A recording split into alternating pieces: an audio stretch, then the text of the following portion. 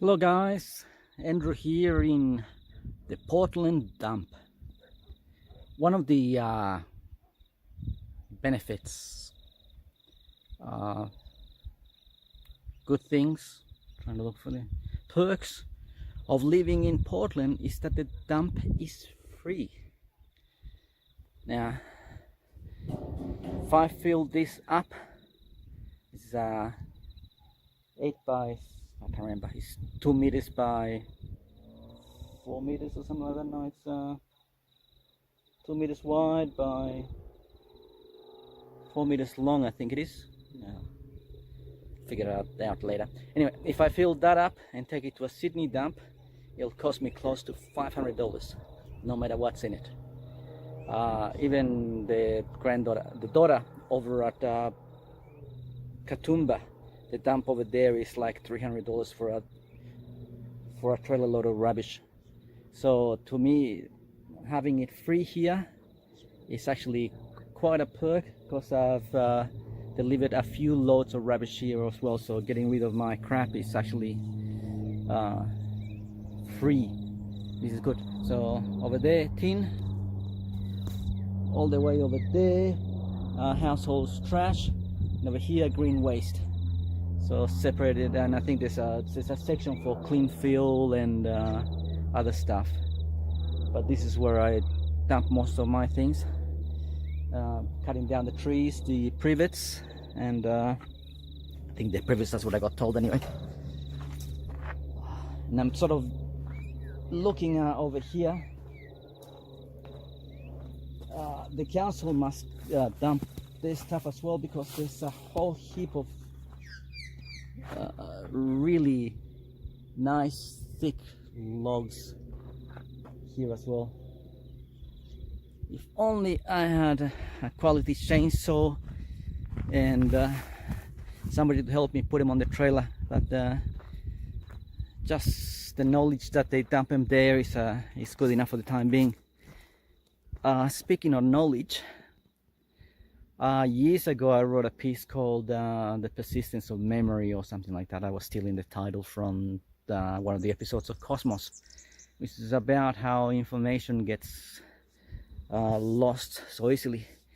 I was reading up again only a couple of months ago about how the French are trying to deal with their nuclear waste, and their view is that the dumps and such as the one here in Portland will become, in hundreds of years, millennia from now, there will be archaeological dreams.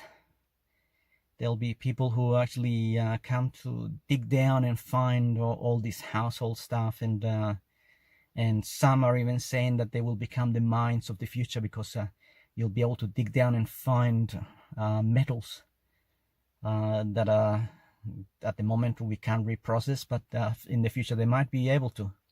So electronics and stuff like that are considered too waste, too toxic for us, they might be useful for them, and they might be the gold mines of the future. One of the things that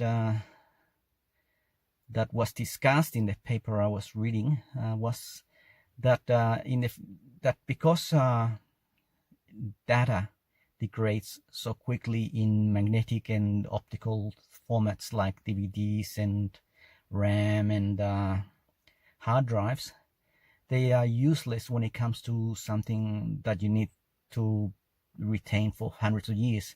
Nuclear waste dumps will be still radioactive in thousands of years, but the data and information regarding them will be gone if it's kept in hard drives.